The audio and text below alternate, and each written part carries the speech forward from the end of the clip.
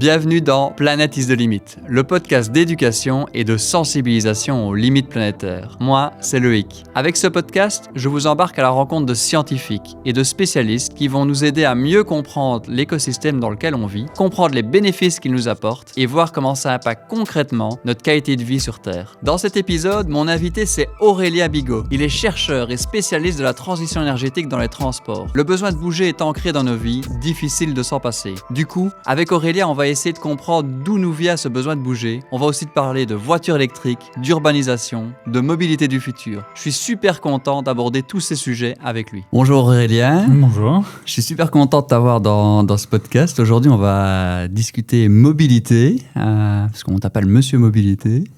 Et le lien que cette mobilité a avec tout ce qui est frontières, limites planétaires. Mais avant, on a un petit rituel dans le podcast. C'est Pauline qui fait l'illustration pour nous. Elle a préparé ton portrait que je vais te donner. Et pour te présenter, je vais te demander de dire ce que tu vois sur ce portrait et ce que ça dit de toi. Est-ce que je relis du coup les différents éléments qu'il y a dessus ? Tu peux le parcourir et t'aider de ça pour nous expliquer ton parcours. Top. Alors, en effet, c'est évoqué le Monsieur Mobilité. Alors, je ne sais pas si je me décris comme ça, mais en tout cas, c'est en effet mon thème favori. Alors, on y voit quelques articles ou noms d'articles sur le site Bon Pote. Donc, en effet, sur les véhicules intermédiaires, notamment sur la voiture électrique ou encore sur la vitesse à 30 km/h en ville, à quel point c'est des bonnes choses pour le climat aussi, les autres impacts que peuvent avoir nos mobilités sur la santé, etc. On pourrait y revenir. La chaire Énergie et Prospérité est citée, donc c'est une chaire à laquelle je suis associé. C'était un partenaire de ma thèse que j'ai pu finir en 2020, donc sur la transition énergétique des transports en France. On y voit aussi le livre Voiture Fake or Not qui est cité, donc ça en effet en 2023. J'ai eu la chance avec Isabelle Brockman de coécrire un livre sur la transition des mobilités pris sous l'angle de la voiture. Donc là, un peu plus un format plus vulgarisé, plus accessible au plus grand nombre. Il y a également les scénarios Transition 2050 de l'ADEME qui sont évoqués. Donc ça, c'était juste après ma thèse. J'ai fait un petit peu plus d'1 an à l'ADEME pour travailler sur ces scénarios, se projeter à 2050 avec différents scénarios assez contrastés qui permettent d'atteindre la neutralité carbone. Et puis, alors il y a un moment, un petit train avec différents wagons qui représentent a priori tous les scénarios qui peuvent exister. Et donc dans ma thèse aussi, je comparais différents scénarios de prospective. Ça fait aussi toujours partie de mes travaux de recherche, de comparer ce qui peut exister comme scénario. Donc pas seulement ceux de l'ADEME, mais ceux de l'État et aussi tous les autres organismes qui produisent des scénarios. Et puis il y a une petite phrase, du coup je suis sur un vélo pliant. En effet, je me déplace beaucoup en vélo pliant, en train aussi on l'a vu ce matin, le vélo est juste à côté. Et puis on me voit dire quel est le point commun entre un enfant asthmatique, un village menacé par la montée des eaux et les gilets jaunes. Et ça, c'était l'accroche, le tout début de ma thèse en 180 secondes. Donc un petit exercice de vulgarisation, pas forcément évident, mais pour essayer de décrire quel est l'objectif de la thèse et puis quel est l'objet un peu des recherches et de ce qu'on cherche à expliquer. Il y a aussi un dernier élément qui est un peu la courbe de l'évolution des émissions de CO2 des transports en France, en prenant un recul historique assez important et de voir à quel point ces émissions ont beaucoup augmenté, notamment depuis le début des années 50. Et on voit qu'on est sur un point haut aujourd'hui et qu'il va falloir redescendre très fortement dans les toutes prochaines années pour atteindre nos objectifs, notamment de neutralité carbone à l'horizon 2050. Ouais. Justement, je trouve que ça fait une bonne transition dans le sens où peut-être ce qu'il faut d'abord décrire, c'est notre passé, c'est finalement le fait de se mouvoir. C'est quelque chose qui a toujours été important. Et je sais bien que tu as fait des travaux justement sur regarder l'histoire de la mobilité et comment ça a évolué jusqu'à aujourd'hui tel qu'on la connaît. Oui, alors sur l'historique de la mobilité, un élément qui est assez intéressant, c'est que sur les dernières enquêtes de mobilité qu'on peut avoir, ou même des travaux qui regardent ça à l'échelle de différents pays, différents niveaux de développement, entre guillemets, on retrouve une sorte de constante ou de conjecture de Zahavi, comme elle s'appelle, de temps de trajet qui sont autour d'1 heure par jour et par personne. Donc ça, c'est toujours valable aujourd'hui, et c'était valable déjà il y a un certain nombre de décennies. Et en gros, donc, avec cette heure de transport par jour, eh bien, selon le type de mode de transport auquel on a accès, on peut aller plus ou moins loin quelque part. Et en fait, on s'est toujours déplacé à peu près 1 heure par jour et par personne, en tout cas sur les dernières décennies, voire les 2 derniers siècles, on a à peu près cette vision-là. On se déplace de l'ordre de 3 à 4 fois par jour, 3 à 4 déplacements, disons, par jour, en comptant que 2 déplacements. Un aller-retour, c'est compté comme 2 déplacements. Mais par contre, les distances qu'on a parcourues ont beaucoup évolué historiquement en fonction, justement, des modes de transport qu'on avait à disposition. Quand on se déplaçait seulement 1 heure par jour et par personne, avec essentiellement la marche qui était à disposition, il y a 2 siècles, ou plus globalement la vitesse du pas, de la marche ou du cheval, eh bien, on faisait de l'ordre de 4-5 km par jour pour notre mobilité. Mais désormais, maintenant qu'on a à disposition des modes de transport beaucoup plus rapides, de l'ordre de 10 à 12 fois plus rapides sur la vitesse moyenne de nos mobilités, eh bien, on fait de l'ordre de 10 à 12 fois plus de kilomètres par jour. Donc aujourd'hui, en France, si on combine les mobilités de courte distance et de plus longue distance, on est sur environ 50 km qui sont parcourus en moyenne chaque jour par personne. Donc c'est vraiment une très forte accélération des mobilités et explosion des distances qu'il y a pu y avoir sur les dernières décennies, portée essentiellement par la croissance de la voiture, parce que c'est ça qui représente environ quasiment les 2 tiers des distances parcourues. Puis derrière, en distance parcourue, on va avoir le transport aérien, puis les transports en commun ferroviaires, routiers, etc., qui arrivent derrière. Ouais. Et comment t'expliques en fait cette croissance en fait du nombre de kilomètres qu'on fait? Bon, est-ce que c'est parce que on a eu la technologie qui nous permettait d'aller plus loin et donc on l'a fait, et donc on peut expliquer ça par un espèce d'effet rebond, ou est-ce que c'est parce que on a déstructuré, qu'on a besoin de se déplacer plus loin pour aller chercher des ressources qu'on avait avant localement, ou les deux? Disons qu'il y a plein de facteurs qui rentrent en compte ici. Si on essaie de chercher un petit peu la cause, je dirais que c'est le fait de rendre accessible des modes de transport plus rapides. Et une fois qu'on a à disposition ce type de mode de transport plus rapide, ça nous permet, tout en conservant des temps de transport relativement acceptables, donc c'est un peu cette heure de transport par jour que j'évoquais, d'accéder à un territoire beaucoup plus vaste.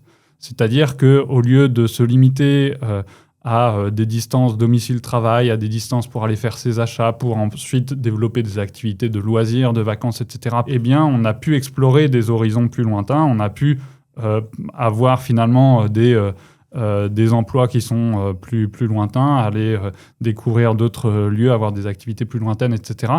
Et ensuite, du coup, tous nos modes de vie, notre aménagement du territoire, c'est structuré par rapport à ça. C'est-à-dire que la taille des villes a évolué en fonction de l'accès à ces modes de transport plus ou moins rapides. Nos modes de vie se sont structurés beaucoup autour de ces transports plus rapides qui ont permis d'aller plus loin. Mais du coup, une fois qu'on a ces distances qui sont plus longues, eh bien, on est aussi en retour un peu coincé finalement par ce besoin d'avoir accès à des transports plus rapides, et notamment d'avoir accès à la voiture pour un grand nombre de ménages, pour un grand nombre de territoires. Parce que au fur et à mesure, notamment du développement de la voiture, eh bien, ça a pu marginaliser les autres modes de transport qui auraient pu être davantage développés. Alors la marche qui était hyper dominante il y a 2 siècles, ou même encore il y a 75 ans, en 1950, c'était encore la marche qui dominait largement les mobilités si on raisonne en temps de transport ou en termes de nombre de déplacements. Et puis le vélo a été davantage exclu aussi des circulations parce qu'il est devenu trop dangereux finalement dans une circulation très dense en véhicules motorisés plus rapides. Aussi parce que les distances se sont allongées, donc pour la marche et le vélo ça devient plus compliqué. Et puis pour les transports en commun, ce qui est devenu plus difficile, c'est qu'on a tellement eu cet éparpillement justement des logements, des activités, que ça devient plus difficile d'avoir des transports en commun efficaces sur certains axes. Dans cette histoire, en tout cas, il y a l'accès à des modes de transport plus rapides, notamment à la voiture qui permet d'aller un peu porte à porte, comme on dit, sur un peu tous les lieux du territoire. Et puis, ce qui a rendu possible cet accès à la voiture, ou ce qui l'a favorisé, il y a énormément d'autres éléments j'évoquais l'évolution des modes de vie, de l'aménagement du territoire autour de la voiture, mais ça a été rendu possible à la fois par les progrès techniques à la base qui ont fait ce développement de l'automobile, et puis aussi des soutiens publics importants, notamment pour les infrastructures, ou bien pour avoir une fiscalité suffisamment avantageuse, en tout cas pour permettre son développement, et puis toute une culture automobile qui s'est aussi développée pour permettre cet essor-là. Donc finalement, il y a beaucoup d'éléments qui ont bougé en même temps et qui ont créé un peu ce cercle de développement de la voiture. Alors, ça pouvait être ce cercle vertueux pour les partisans de la voiture pendant un temps, et aujourd'hui, c'est plutôt un cercle vicieux qui entretient cette dépendance à l'automobile, alors qu'il faudrait davantage en sortir, en tout cas pour limiter les impacts qu'il y a dans notre mobilité. Ouais. Moi, j'ai constaté ça à peu près de chez moi. Ils ont fait il y a une autoroute qui était très fréquentée, et ce qu'ils ont fait, c'est qu'ils ont fait des travaux gigantesques pour augmenter le nombre de bandes, en se disant ça va désengorger l'autoroute. Et en fait, il y a eu l'effet inverse, c'est-à-dire qu'il y avait encore plus de voitures qui passaient par là, et on était toujours autant bloqué qu'avant. Enfin, ce que je constate, en tout cas, c'est qu'il y a de plus en plus de voitures, et donc en fait, j'ai l'impression que c'est un problème qui peut jamais être réglé. Si ce n'est que je trouve que c'est une bonne nouvelle aussi, parce que ce qu'on voit arriver maintenant en Belgique, j'ai l'impression que ça se fait aussi dans d'autres pays, c'est qu'il y a des plans d'investissement assez massifs pour sécuriser justement les voies cyclistes. Je me dis, si on a le même effet finalement que ce qu'on voit avec les voitures, quand on agrandit l'infrastructure pour les voitures et plus de voitures, je me dis, si on agrandit l'infrastructure pour les cyclistes, il va y avoir plus de cyclistes parce qu'ils vont se sentir plus en sécurité, et effectivement, il y a beaucoup de déplacements, surtout maintenant avec le vélo électrique, qu'on peut faire en vélo, quoi. Oui, tout à fait. En tout cas, ce sont des effets qu'on voit forcément sur différents modes. Quand on augmente l'offre, ça permet d'attirer une certaine demande en plus.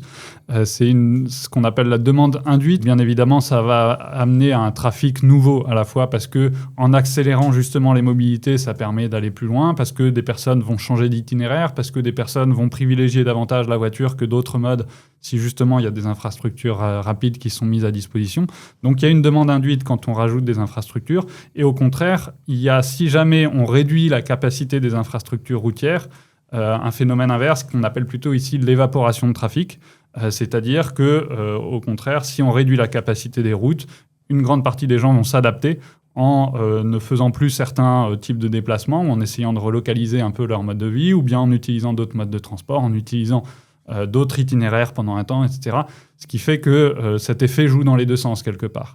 Et puis, bien évidemment, ça joue aussi sur d'autres modes de transport, en particulier sur le vélo. On voit bien que le principal déterminant, finalement, de la pratique du vélo, ça va être à quel point les politiques publiques sont favorables pour le développement du vélo, notamment en France, sur des villes de taille comparable. On peut avoir un facteur de 1 à 10 sur la pratique du vélo, selon qu'on est sur des politiques publiques qui sont structurées depuis longtemps ou pas, sur le soutien de cette pratique-là. Et notamment, dans ce qui est important, c'est en effet des infrastructures qui soient sécurisées, qui soient continues sur l'ensemble du territoire, qui soient aussi efficaces que possible. Et une fois qu'il y a ce côté sécurité, rapidité, efficacité, finalement, dans les déplacements, de plus en plus de personnes se mettent à la pratique du vélo, notamment par peur du danger que représente la pratique aujourd'hui dans un trafic motorisé qui est important et assez rapide également.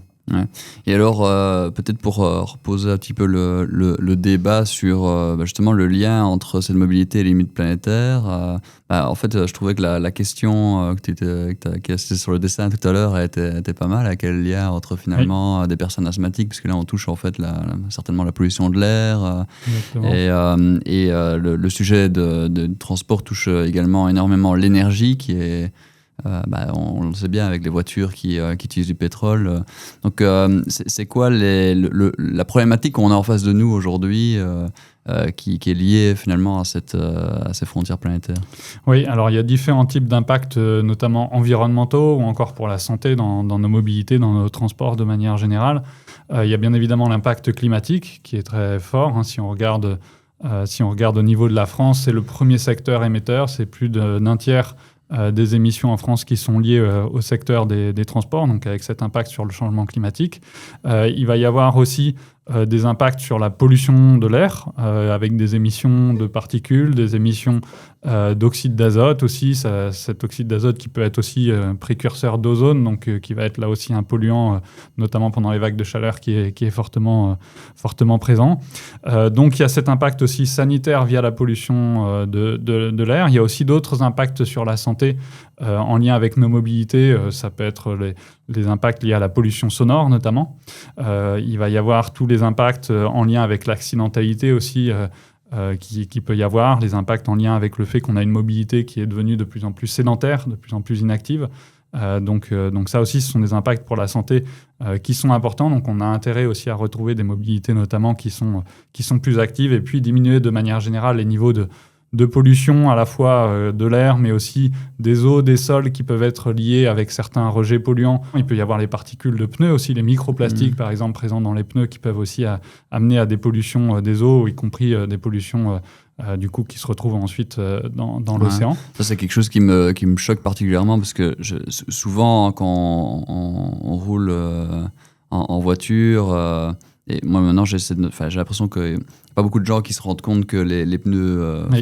on se rend compte que les pneus s'usent, mais on se rend pas compte que c'est au fur et à mesure, et que du coup ça projette... c'est ça, je me dis, mais enfin... on fait de la pollution de l'air. On roule souvent à côté des champs qui produisent notre nourriture, et en fait, moi ça me donne un effet presque de dégoût de me dire... en fait, je suis en train de jeter sur les champs qui sont peut-être des champs bio, j'en sais rien, toute une série de particules de pneus qui sont pas top pour la santé, quoi.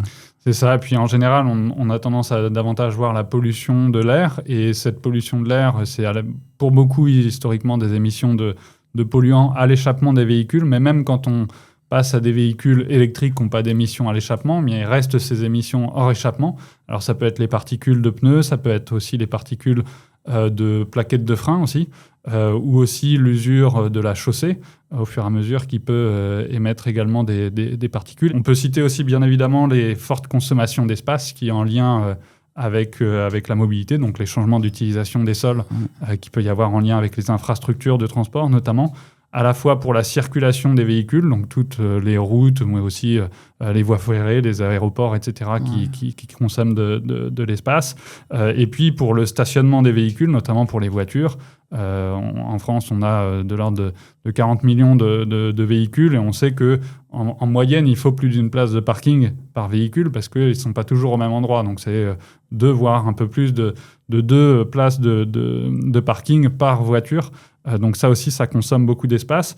Et puis en termes d'impact pour la biodiversité que ça implique, il y a à la fois l'impact direct d'artificialisation des sols, l'imperméabilisation aussi du coup que ça peut entraîner, mais aussi les effets de coupure qu'il peut y avoir pour la biodiversité, d'avoir des infrastructures linéaires qui vont, par exemple, rendre plus difficile la migration de certaines espèces au vu de la dangerosité, du bruit qu'il peut y avoir, ou de la pollution, etc., qu'il peut y avoir, ou tout simplement l'impact physique qu'il peut y avoir en lien avec certaines routes, certaines grandes infrastructures.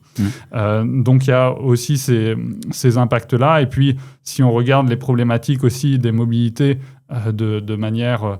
encore un peu plus large sur la biodiversité, mobilité, mais aussi transport de marchandises. Il y a aussi pour le transport maritime, il y a aussi l'impact en lien avec la diffusion d'espèces invasives qu'il peut y avoir, qui peuvent être transportées via les mouvements des bateaux d'un continent à l'autre, d'importer aussi des espèces invasives, donc avec aussi d'autres impacts pour la biodiversité. Puis on voit aussi des impacts sur tout ce qui est la flore marine, puisque justement ici il y a eu une mise en lumière justement de quelque chose que j'ignorais complètement, mais de bateaux par exemple qui ont un contact physique avec des cétacés, et forcément souvent c'est le bateau qui gagne. Et on parle pas beaucoup de l'avion jusque maintenant, c'est parce que là aussi il y a une pollution plutôt atmosphérique. Oui, alors pour le transport aérien, il y a beaucoup d'impacts, notamment sur le climat, c'est dans les modes de transport les plus émetteurs. Par kilomètre parcouru, on pourrait voir que c'est assez similaire à la voiture. sauf que en réalité, le transport aérien permet d'aller beaucoup plus loin.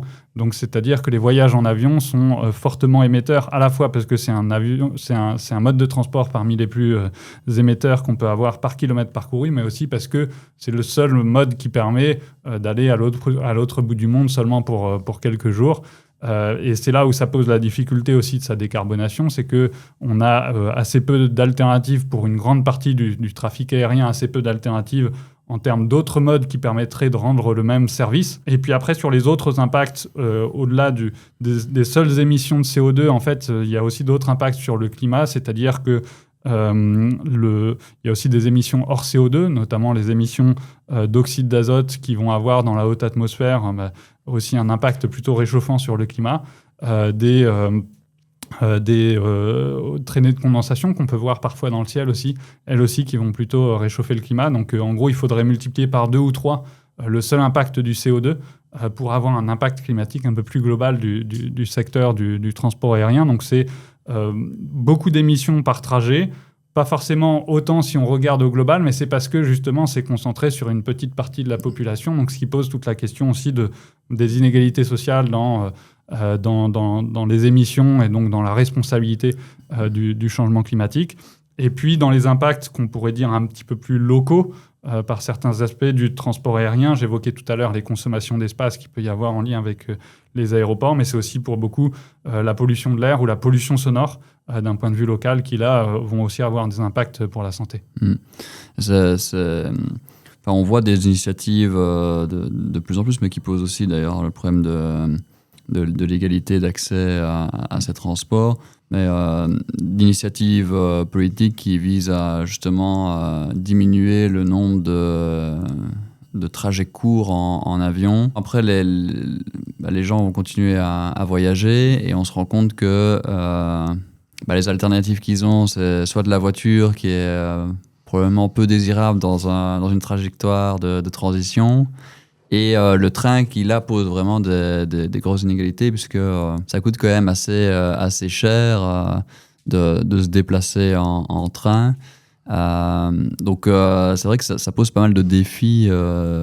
Oui, c'est tout le défi de la transition. Alors notamment sur le transport aérien, comme je le disais, en plus la partie de transfert quelque part vers le train, c'est presque la partie la plus facile de la transition ou des changements de pratique, dans le sens où c'est conserver un peu le même type de pratique de mobilité, le même type de destination, mais prendre un autre mode de transport qui des fois peut être en effet plus coûteux, c'est pas toujours le cas non plus, qui des fois peut être bien plus long selon les types de destinations qui sont privilégiées, et du coup qui change un minimum la manière de voyager aussi. Donc c'est aussi ça qu'il faut questionner plus globalement. Mais là où c'est le plus difficile, c'est quand on parle des longs trajets en avion, des longs courriers, où là, cette fois-ci, quelque part, c'est le type de destination qu'il faut changer si on veut éviter ce type de déplacements qui sont, du coup, parmi les plus polluants, parmi les trajets qui sont réalisés en avion.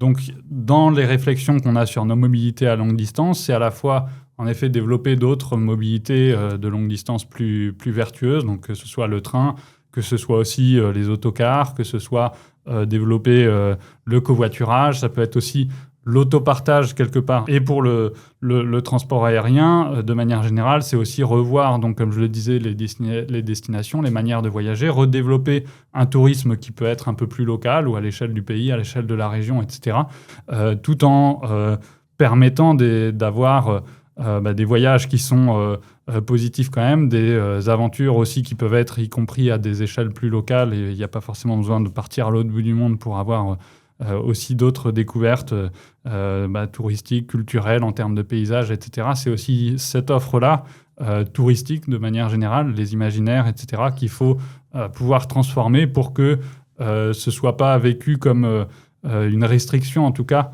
de ne pas partir en avion. Ce n'est pas la fin du voyage, mais c'est d'autres types de voyages en termes de pratiques de mobilité ou encore en termes de destination, de prendre plus ou moins le temps aussi de voyager. Ce n'est pas forcément les mêmes modes de transport, ça peut être y compris des modes beaucoup plus lents, tels que le cyclotourisme, par exemple, qui se développe de plus en plus. Et puis, bien évidemment, sur les voyages à longue distance, le train, il va falloir réussir à beaucoup augmenter l'offre, notamment, parce que ça, c'est possible, ça, parce que Moi, ici, je vais partir à Bordeaux, justement, en vacances. Vu le prix des tickets, je me dis que le train est vraiment complet de chez complet. Et je me dis, mais finalement, la différence avec les voies ferrées comparées à justement l'infrastructure routière, mais c'est peut-être une idée reçue, mais j'ai l'impression que c'est plus facile de créer une nouvelle route qu'une nouvelle voie ferrée. Alors en effet, quand on regarde en tout cas en prospective un peu quelle part on peut imaginer pour le train à l'avenir, une des limites les plus fortes, ça va être quelle est la capacité du réseau notamment à absorber un fort surplus de trafic. C'est-à-dire que aujourd'hui, si je prends les chiffres pour la France, mais on est dans des ordres de grandeur qui peuvent être assez proches dans beaucoup d'autres pays européens, on est environ à 10% des kilomètres parcourus en France qui sont faits avec le transport ferroviaire.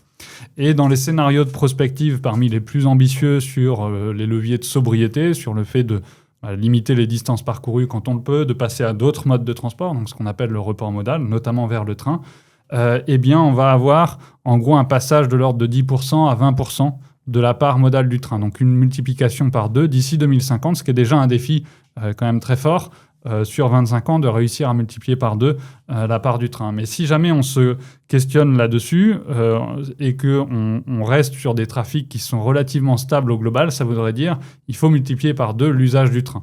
Et à ce moment-là, multiplier par 2 l'usage du train, eh bien, il y a des endroits ou des moments sur lesquels ça paraît assez faisable de mettre 2 fois plus de trains, ou bien combiner à la fois un petit peu plus de trains qui sont un petit peu plus capacitaires, un peu mieux remplis en pourcentage du taux de remplissage, etc., pour avoir 2 fois plus de voyageurs.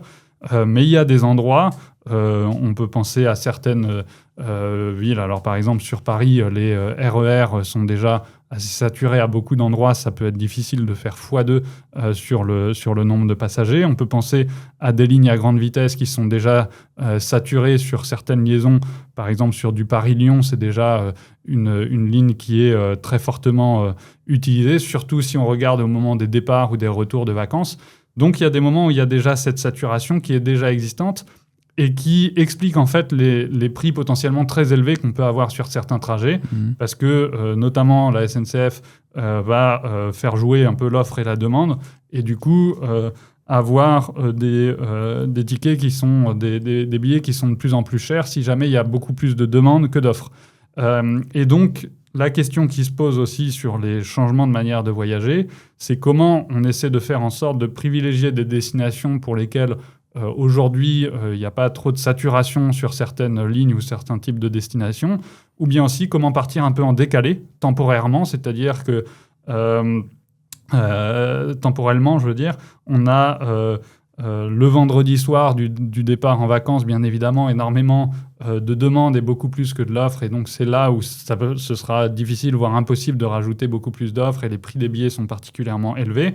Par contre, en décalant le départ de un jour ou deux, par exemple, sur une période plus creuse, à des horaires plus creux, il y a déjà aujourd'hui beaucoup plus de possibilités de mettre de l'offre supplémentaire, déjà beaucoup plus de billets qui sont plus accessibles financièrement et qui peuvent permettre, du coup, si en plus on combine ça avec des lignes qui sont moins fréquentées, d'avoir en tout cas une offre qui peut largement plus se développer qu'aujourd'hui.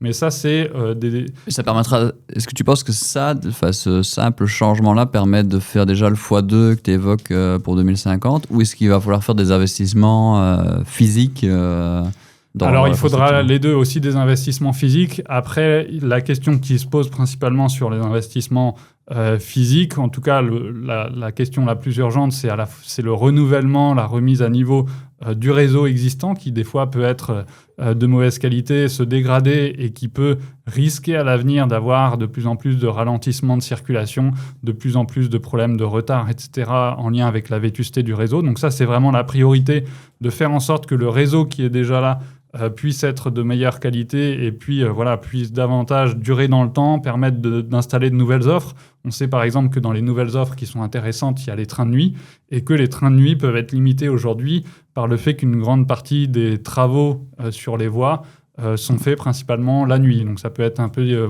faut réussir à essayer de combiner les deux à la fois. Et puis, il y a la question de est-ce qu'il faut des nouvelles infrastructures ferroviaires. Il y a tout un tas de petites lignes, même si le terme n'est pas forcément très valorisant, mais en tout cas des lignes qui sont de desserte fine un peu du territoire qui aujourd'hui sont assez peu utilisés, sur lesquels on pourrait mettre beaucoup plus de trains, sur lesquels les trains pourraient être mieux remplis, d'autant plus à la fois sur les périodes de pointe, mais aussi sur des périodes plus creuses. Donc il y a en tout cas des endroits sur lesquels on peut faire beaucoup plus que x2.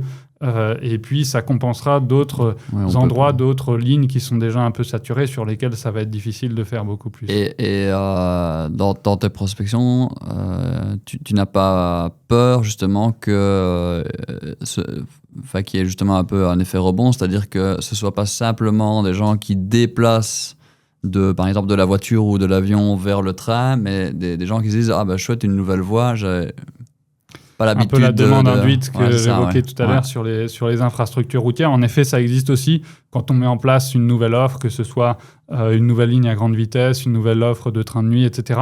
C'est que, en tout cas, systématiquement, il faut pas considérer que automatiquement faire plus de trains, c'est forcément une baisse d'émissions. Si on regarde même qu'au périmètre du ferroviaire, si on met plus de trains sur les voies, quelque part, il va y avoir plus de consommation d'énergie et plus d'émissions, même si ce sont des émissions qui sont assez limitées.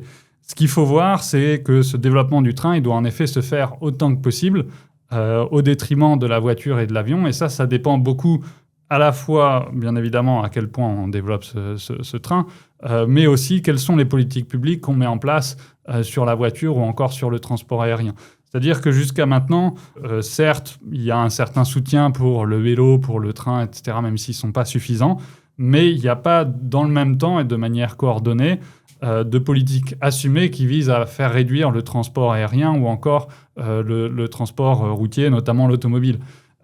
Donc ça veut dire que le risque, c'est en effet d'avoir davantage de cette demande induite qui viennent de nouveaux usages plutôt que d'un report depuis les modes de transport les plus émetteurs. Moi, je pense que peut-être un élément qui peut bloquer justement les politiques à agir sur la diminution de l'utilisation de la voiture, etc., c'est aussi la manière dont cet objet voiture est vu par les personnes. Hein. C'est vu comme un objet qui permet la liberté.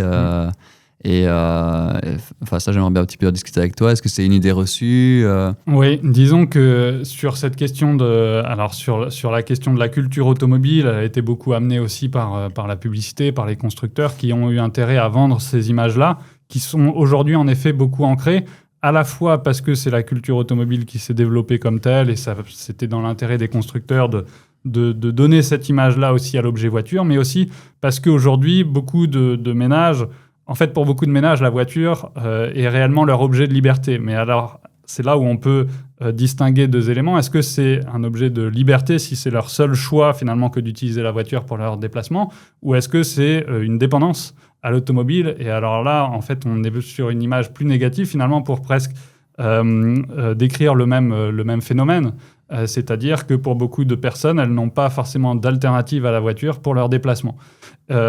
Et donc, pour sortir en fait de cette image de la voiture comme liberté, c'est pas uniquement en changeant les imaginaires, etc. C'est très concrètement, est-ce qu'on donne d'autres possibilités à ces personnes-là de se déplacer autrement qu'en voiture au quotidien ou pour leur voyage, de rendre accessibles d'autres modes de transport qui sont moins impactants. Et c'est à ce moment-là que les autres modes de transport seront vus comme une liberté aussi, si jamais on n'a pas que ce choix de la voiture, mais on a aussi la liberté de se déplacer à vélo sans risquer sa vie. On a aussi la liberté de pouvoir accéder à des commerces, des services en proximité à pied parce que l'aménagement du territoire a été davantage conçu comme tel. On a aussi la liberté de pouvoir de temps en temps aller faire des voyages à plus longue distance en train parce que y a une offre qui est présente et c'est pas non plus hors de prix. C'est un peu tous ces éléments-là aussi.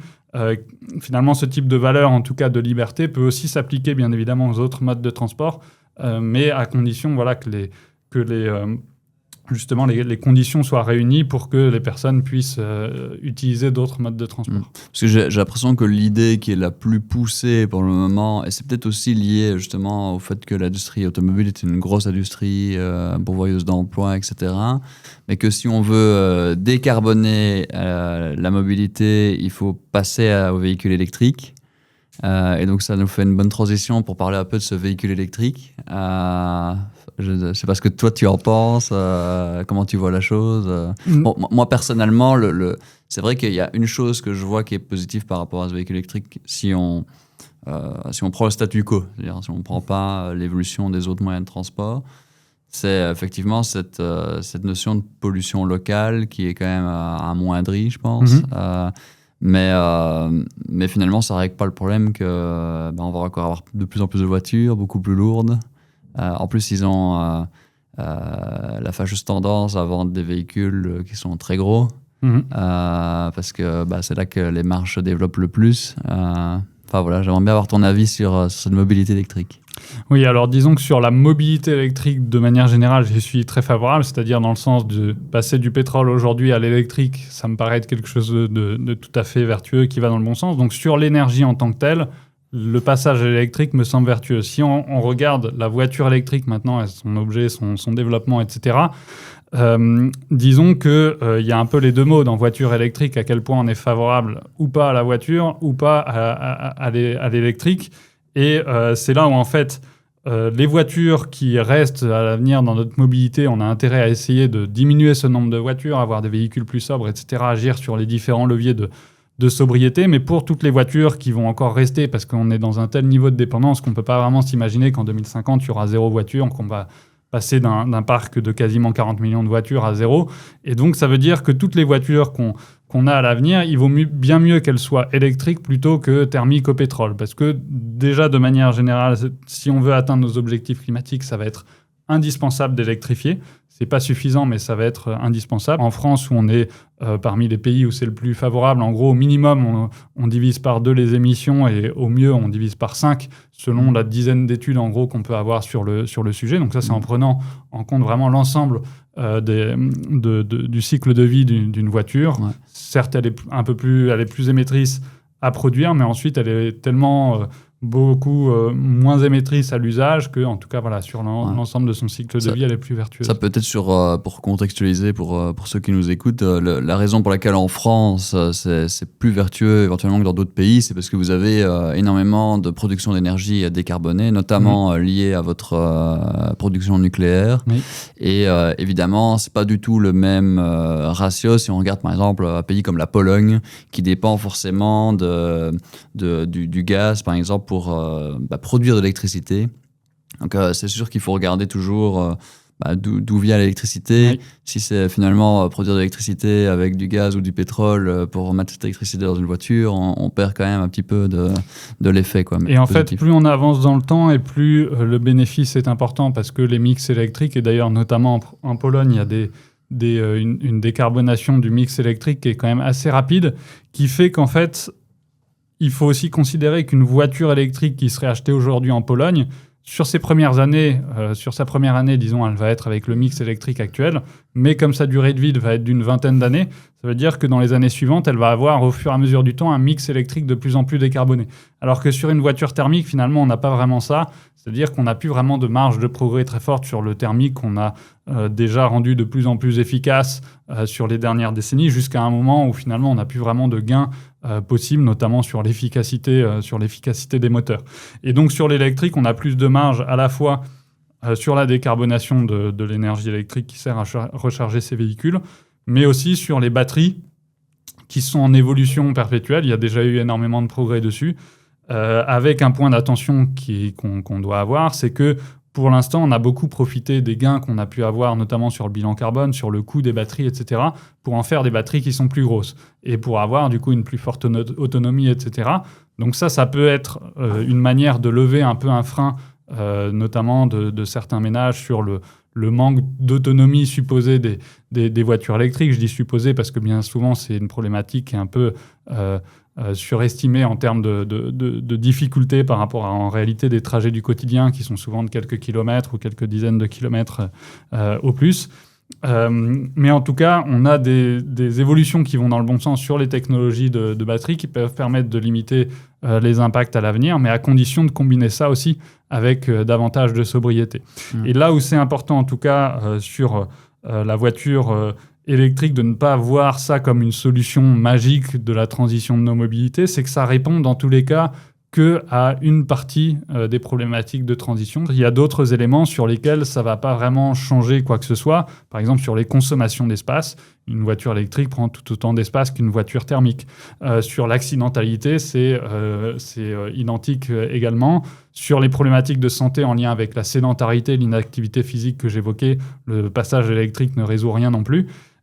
Et puis, il y a même des problématiques sur lesquelles ça rajoute des défis supplémentaires, en particulier sur les consommations de métaux, avec certains métaux critiques, malgré tout pour les batteries. Ça dépend des chimies de batterie, mais en tout cas, il y a des problématiques importantes de ce point de vue-là. Donc, sur la question des ressources, à la fois, ça permet de moins consommer de pétrole, et c'est une bonne nouvelle parce qu'il y a des impacts environnementaux, parce que c'est une ressource qui est de toute façon limitée, mais ça demande de transférer finalement des impacts un peu ailleurs sur d'autres consommations de ressources.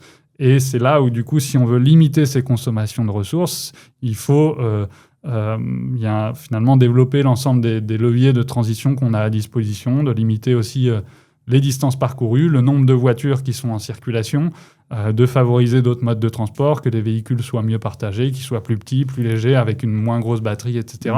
Et c'est tous ces leviers combinés qui permettront de faire en sorte que finalement cette mobilité électrique, elle limite malgré tout les impacts qui lui sont liés.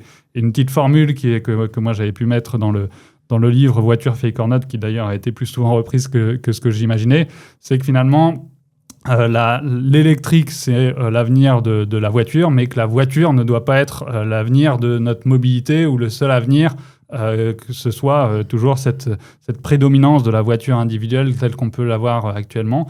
Ça, on va y revenir. Juste un point sur les ressources. C'est vrai qu'on a vu que 3 fois plus d'autonomie, c'est en fait 12 fois plus de ressources nécessaires pour la construction de la batterie. Donc c'est vrai que ça a un gros impact. Et c'est vrai que ça peut être, je pense, géré de manière plus organisationnelle, dans le sens où moi j'ai une société, j'ai des employés, ils ont des voitures de société. C'est vrai que ce que tu as dit sur le kilométrage, enfin, l'autonomie des voitures électriques, ça pose problème, mais souvent ça pose problème dans la tête des personnes parce qu'ils imaginent les cas qui sont plutôt des cas d'exception, c'est-à-dire en fait, pourquoi j'ai besoin de 1000 km d'autonomie, c'est parce qu'une fois par an, je prends les enfants et je vais dans le sud de la France ou en Bretagne, et j'ai jamais réussi à mettre ça en place, mais une des réflexions qu'on me faisait, c'est de dire est-ce que je peux prendre pour 350 jours l'année la petite voiture, mais avoir pendant la période où je vais partir en vacances la possibilité de switcher ma voiture, faire une voiture qui est un peu plus conséquente. Et l'autre point qu'on nous a aussi soulevé, c'est de dire on dit vous pouvez partir aussi en train, même pour des trajets qui sont plus longs, mais la réflexion c'était de dire si en fait vous me demandez de partir en train à la place de prendre l'avion pour des questions écologiques, j'ai besoin d'un peu plus de temps. Oui. Et donc j'ai vu des sociétés qui avaient mis ça en place, des congés train, c'est-à-dire qu'au-dessus de 400 km, s'ils prenaient le train, ils avaient le droit à un jour de congé supplémentaire. Donc j'ai l'impression qu'il y a pas mal de problématiques dont on parle ici qui sont pas des problématiques en soi, mais simplement des moyens, des organisations à mettre en place. Et justement, par rapport à ce sujet-là, je sais que tu as beaucoup travaillé aussi sur des recommandations au niveau justement de l'aménagement. Toi, je sais que tu as réfléchi à, dans les plans de transition, comment on pouvait réimaginer l'espace. Et j'aimerais bien en discuter un petit peu avec toi. Oui, ça c'est une grande question. En effet, celle de l'aménagement du territoire, disons que c'est un domaine sur lequel il y a des inerties forcément qui sont importantes. L'aménagement du territoire, l'évolution des modes de vie doit être pensé dans un objectif de favoriser la proximité à l'avenir, et donc de réfléchir ça à l'échelle de l'aménagement du territoire, mais à l'échelle des différents types d'activités qu'on développe, des différents nouveaux bâtiments qu'on pourrait créer, des opérations de rénovation qu'il peut y avoir, des rénovations urbaines qu'il peut y avoir, de où est-ce qu'on installe par exemple les commerces pour tous les déplacements qui vont être en lien avec les achats, comment on fait en sorte pour recréer des services plus en proximité pour aussi à la fois d'un point de vue social et puis d'un point de vue mobilité aussi permettre d'avoir moins de distance de déplacement. Comment on fait en sorte que sur le travail, potentiellement, on essaie de favoriser des recrutements qui sont plus locaux. Potentiellement aussi, en France, on a notamment 1 km à pied, qui est une start-up qui cherche à travailler sur les plans de mobilité, notamment pour les employeurs qui sont multisites, et de faire en sorte que de voir est-ce que certains employés, finalement, ont un site à compétences égales qui est plus proche de chez eux, qui pourrait permettre chez le même employeur finalement de faire le même travail mais en étant beaucoup plus proche de chez eux. En fait, il y a des potentiels qui peuvent être assez importants aussi là-dessus à partir du moment où on s'intéresse à ces différents leviers, ces manières en tout cas de réussir à limiter les distances de déplacement. Après, parmi les autres besoins de déplacement, il y a tous ceux qui vont être en lien avec les loisirs. J'évoquais aussi la même problématique sur les voyages à plus longue distance. Donc, c'est essayer de recréer de la proximité et puis sur l'aménagement du territoire, sur l'évolution finalement en termes de logement aussi, d'essayer de faire de la densification à certains endroits, bien penser aussi en ayant suffisamment d'espaces verts, d'espace aussi pour que cette densification, cette densité ne soit pas mal vécue, parce qu'on sait que la densité peut ne pas attirer sur certains de ces aspects finalement à la fois de pollution, de circulation intense, de bruit, etc. Eh bien, si jamais on réussit sur certains espaces, et notamment par exemple la proximité des gares, d'avoir davantage de densification, mais tout en ayant à la fois des services de proximité qui peuvent apporter des bénéfices importants à cette densité, mais aussi des espaces verts, une possibilité d'avoir des mobilités actives au quotidien, des services de mobilité plus accessibles. Ça peut être aussi un moyen d'attirer davantage dans des endroits où on sait que les mobilités alternatives à la voiture individuelle finalement seront plus facilement accessibles. Donc, c'est des directions qui sont en tout cas à prendre et qui sont à réfléchir dans l'ensemble des opérations d'aménagement, dans le sens où aujourd'hui, on a trop souvent tendance à avoir séparé finalement les politiques publiques d'aménagement du territoire et puis celles de transport, de mobilité, alors que les deux sont vraiment liés. Il faut penser tout cela ensemble, en fait, si on veut réussir à la fois sur la mobilité des voyageurs, mais ça se pose de la même manière aussi sur la logistique, sur le transport de marchandises, de réussir à bien combiner les deux pour favoriser justement cette modération des distances parcourues. Et justement, tu me lances sur peut-être un dernier sujet qu'on peut aborder, c'est la logistique. Donc forcément, on consomme beaucoup de nourriture. Donc, bonne ou mauvaise idée de aussi essayer d'aménager le territoire pour relocaliser certaines productions, de faire certaines cultures. On voit des cultures maintenant sur les toits des gratte-ciel, où ça peut avoir du sens, parce que d'ailleurs, ça isole énormément le bâtiment, puis ça réamène la nature dans la ville. Tu vois des initiatives comme ça arriver aussi ou... Oui, je pense que ça va dans le bon sens. Sur l'agriculture urbaine, j'en suis pas spécialiste, mais c'est pas forcément des volumes très importants qui pourraient être produits, mais en tout cas, il y a aussi une vocation pédagogique qui est très intéressante. Après, c'est en effet, en gros, environ 30% des flux de transport de marchandises en France sont liés à l'agriculture, à l'alimentation. Donc ça veut dire que dans les leviers qu'on peut avoir à disposition si on veut réduire les trafics, c'est à la fois d'essayer de limiter tout ce qui est gaspillage alimentaire, essayer de raccourcir certaines chaînes logistiques plutôt que d'avoir plusieurs intermédiaires tout au long de la chaîne logistique entre finalement du champ jusqu'à l'assiette.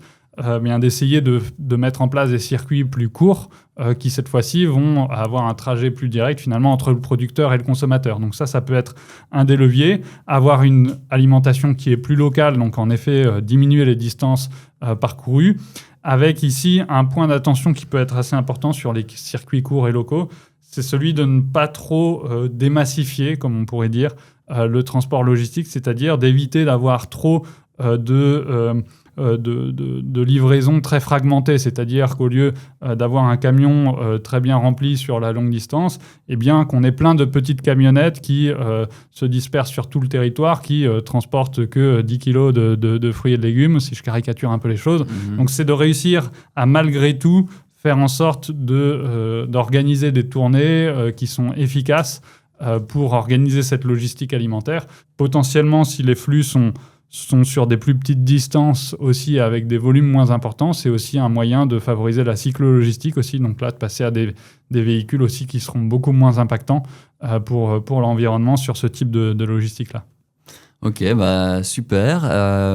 Peut-être pour conclure, est-ce que tu aurais des ressources utiles pour ceux qui nous écoutent pour soit de s'intéresser un peu plus au sujet, soit de se mettre en mouvement autrement, des petites recommandations? Sur ce sujet, en tout cas, dans ce que j'ai essayé de vulgariser, il y a le livre Voiture Fake or Not, si jamais il y en a qui sont intéressés en tout cas sur ces sujets-là. Peut-être un sujet que je n'ai pas énormément abordé, c'est celui de véhicules plus sobres, plus légers, donc les véhicules intermédiaires entre vélo et voiture. Dans les suggestions, il y a de regarder ce que fait l'Extrême Défi, un projet qui a été lancé par l'ADEME et qui vise à la fois à favoriser la production, mais aussi les usages, les expérimentations de ces véhicules intermédiaires dans des zones peu denses. Donc là, c'est aussi un moyen de réinventer cette mobilité dans les zones rurales, un endroit où on pense qu'on ne pourra jamais faire autrement que la voiture, alors qu'en réalité, déjà aujourd'hui, il y a un certain nombre d'autres pratiques qui existent, un certain nombre de collectivités qui se bougent pour avoir des mobilités qui sont plus sobres. Il y a encore énormément de choses à faire de ce côté-là, et c'est assez enthousiasmant de voir ce type d'initiative, y compris dans des zones qu'on croyait dépendantes un peu à vie de cette voiture. Et en l'occurrence, il y a moyen en tout cas de faire plus sobre pour au moins une partie des usages. Donc ça, voilà, une suggestion aussi d'aller explorer ça. Et notamment, il y a une série de vidéos ou un film de 52 minutes qui existe et qui s'appelle La Nouvelle Aventure Mobile et qui explore aussi l'état un peu de ces véhicules intermédiaires, à la fois côté production, côté recherche de ce qui peut être fait pour des nouveaux véhicules, à la fois côté politique publique, côté expérimentation, etc. Donc c'est assez enthousiasmant aussi de voir ces évolutions. Ah bah, super, ça nous donne de la matière pour aller approfondir le sujet. Merci pour ton temps, c'était super intéressant. Merci de l'invitation. Et on se retrouve bientôt. Avec plaisir. Merci d'être arrivé jusqu'ici. Si vous voulez approfondir le sujet, on vous met des infos et des ressources en description. Pour nous aider, il y a vraiment une chose à faire. Abonnez-vous. Merci et à très vite pour la suite.